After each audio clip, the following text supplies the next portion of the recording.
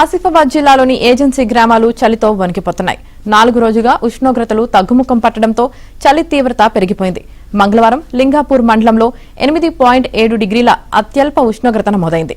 సిర్పూర్ యూలో 9, కెరమురిలో 10.4, తిర్యానీలో 11, వాంకిడిలో 12, రెబ్బన, కాగజ్ నగర్ మండలాల్లో 12.3, ఆసిఫాబాద్లో 12.6, చింతల మానేపల్లిలో 13.4, సిర్పూర్ టీలో దహేగం, పెంచికలపేట మండలాల్లో 13.5 డిగ్రీల ఉష్ణోగ్రతలు నమోదయ్యాయి.